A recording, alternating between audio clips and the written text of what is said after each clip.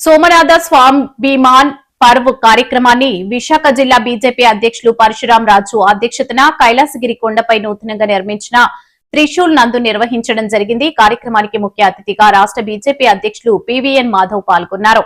ఈ సందర్భంగా ఆయన మాట్లాడుతూ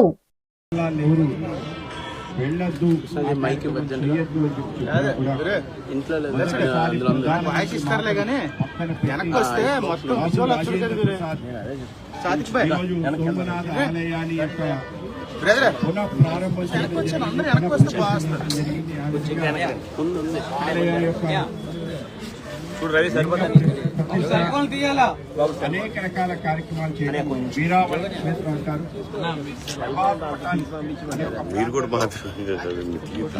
సంబంధించిన సౌరాష్ట్ర రాష్ట్రంలో మనం ద్వాదశ జ్యోతిర్లింగాల గురించి విన్నాం. ద్వాదశ జ్యోతిర్లింగంలో సౌరాష్ట్రే సోమలింగంచ శ్రీశైలి మల్లికార్జునంచ అని ప్రారంభిస్తారు. ఆ విధంగా మొదటిగా మనం తలుచుకోవాల్సిన ఏదైనా ఒక లింగం అంటే అది సోమనాథుడి యొక్క లింగం అని చెప్తుంటారు. సోమనాథుడు అంటే చంద్రుడు, అంటే సోముడు అంటే చంద్రుడు. ఆ విధంగా చంద్రుడు స్వయంగా ఈ యొక్క లింగంలో ఉన్నాడనే ప్రతీతి. ఇంకొక ఆలోచన ఏంటంటే ప్రపంచంలో ఎక్కడా లేని విధంగా ఈ యొక్క లింగం భూమికి ఆకాశానికి మధ్య ఉండేది. ఇది మనం చెప్పింది కాదు. ఆ విధంగా ఆ లింగం ఆ యొక్క గుడిలో మధ్యలో ఆ విధంగా తేలియాడేది. ఆ విధంగా కింద ఎటువంటి ఆధారం లేకుండా, పైన కూడా ఆధారం లేకుండా ఒక శిల ఆ విధంగా ఉండటం, ఒక లింగం ఆ విధంగా ఉండటం ఏదైతుందో ప్రపంచం అంతా కూడా ఆశ్చర్యపోయింది. అనేక మంది ప్రపంచ యాత్రికులు వచ్చి ఒక వింతను చూసి ఆశ్చర్యపోయారు. ఆ విధంగా తెల్లగా ఉండే ఆ లింగంలో స్వయంగా చంద్రుడే వెళ్ళి అక్కడ నివసించాడు. ఆ విధంగా దీనికి సోమనాథుడు అని చెప్పి ఒక పేరు రావడం జరిగింది. శివుడు ఆ విధంగా ఒక శాపాన్ని ఇచ్చి ఆ శాపాన్ని విముక్తి చేయాలని చెప్పి చంద్రుడే దిగించి ఆ విధంగా తపస్సు చేసి ఆ లింగాన్ని పెట్టడం, లింగం పెట్టి దాని యొక్క శాప విముక్తి అయిపోయిన తర్వాత కాదు నేను ఇక్కడే ఉండిపోతానని చెప్పి చంద్రుడు దాంట్లో ఉన్నాడు అని చెప్పి అభిప్రాయం. చంద్రుడితో పాటు నక్షత్రాలు ఏవైతున్నాయో ఆ విధంగా నక్షత్రాలు ఏవి కూడా ఉన్నాయి. ఆ విధమైన ఒక గొప్ప శివాలయం. మొహమ్మద్ గజనీ ఈ దేశంపై దండయాత్ర చేశాడు. ఎన్నిసార్లు దండయాత్ర చేశాడంటే 17 సార్లు దండయాత్ర చేశాడు. 17 సార్లు దండయాత్ర చేసినప్పుడు ఆయనకు ఒకటే లక్ష్యం, అతని 17 సార్లు కూడా ఓడించి వెళ్ళి పృథ్వీరాజ్ అయితే 17 సార్లు కూడా తన యొక్క వీరునామాలో రాశాడు. చంద్రుడు ఆయన యొక్క సమాధికి రాశాడు. నేను మొదటిగా సోమనాథ ఆలయాన్ని పృథ్వీరాజ్ చౌహాన్ ఆ విధంగా 17 సారి సుమారు 26 సంవత్సరాలు క్రితం, 26 సంవత్సరాలు ఈ సంవత్సరానికి 1000 సంవత్సరాలు పూర్తి. 1000 సంవత్సరాల క్రితం ఎగ్జాక్ట్ గా కార్యక్రమాన్ని మొహమ్మద్ గజనీ దండయాత్ర చేసి పృథ్వీరాజ్ చౌహాన్ ని ఓడించుతారు. ఓడించిన తర్వాత చేసిన మొదటి పని ఏంటంటే ఆ యొక్క సోమనాథ ఆలయాన్ని పూర్తిగా ధ్వంసం చేయడం.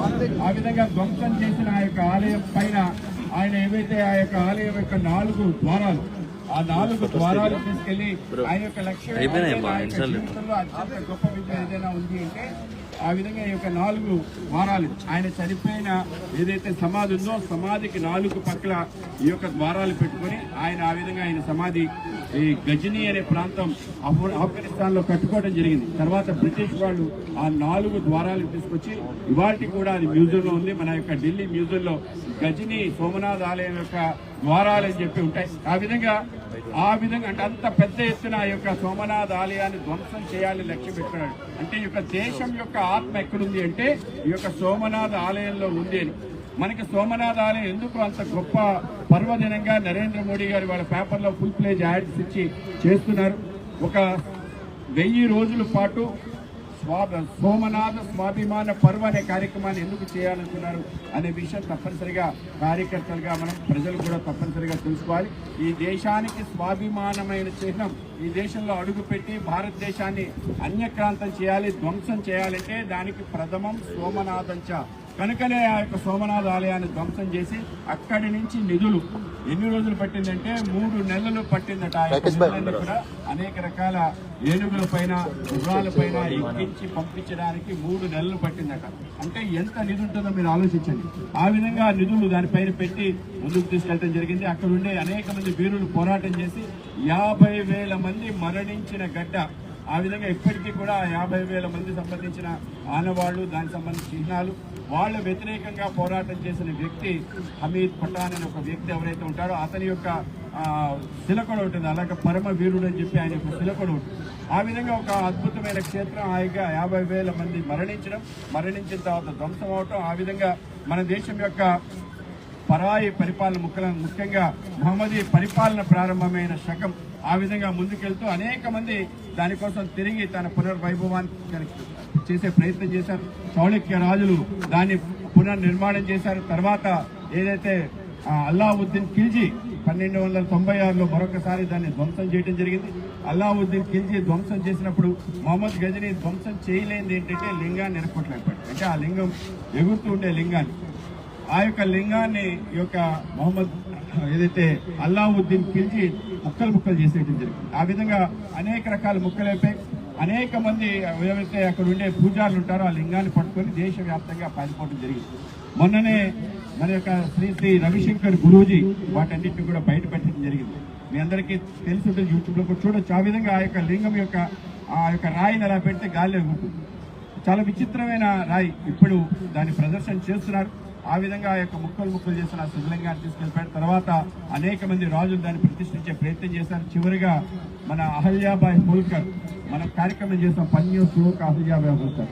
ఆవిడ కూడా మొదటి యొక్క పునరుద్ధరణ ప్రారంభించిన స్థలం. ఆ విధంగా 1789లో ఆవిడ పునర్నిర్మాణం చేసే ప్రయత్నం చేసింది. ఒక ఆలయాన్ని నిర్మాణం చేసింది. అక్కడ ఒక మసీద్ కూడా నిర్మాణం అయింది. అయితే ఆ మసీద్ కూడా శిథిలావస్థలో ఉంది. కనుక స్వతంత్రం వచ్చిన తర్వాత ఈ దేశానికి ఏదైతే పునర్జీవనం చేయాలి అనే ఒక లక్ష్యంతో ఆ రోజు మన దేశానికి సంబంధించిన హోంమంత్రిగా ఉన్న మనిషి శ్రీ సర్దార్ వల్లభాయ్ పటేల్ గారు ఈ దేశానికి సంబంధించిన అస్తిత్వాన్ని, ఈ దేశం యొక్క ఆత్మ పునఃప్రతిష్ఠ చేయాలి, ఈ దేశం యొక్క స్వాభిమానాన్ని రగుల్పోల్ కోల్పాలంటే మళ్ళొకసారి అంటే సుమారు 1000 సంవత్సరాల తర్వాత మనం సాధించుకున్న